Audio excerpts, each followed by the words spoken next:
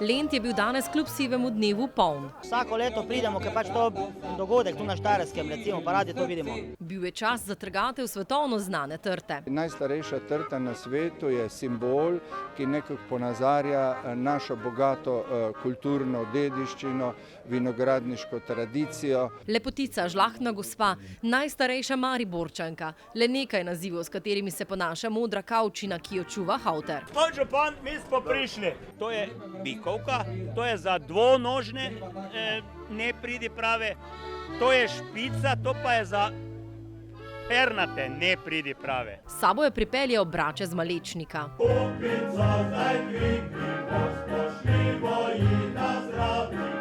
S strastjo vinsko trto neguje viničar, ki je z letošnjo letino več kot zadovoljen.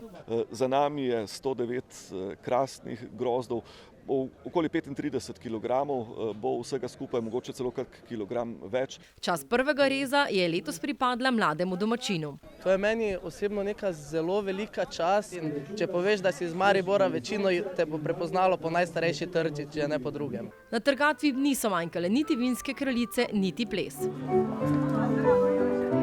Sleherni grozd stare trte da žlahtno kapljico, ki se uporabi v protokolarne namene, a od letošnjega leta je vino dveh potomk dosegljivo vsem ljubiteljem vin.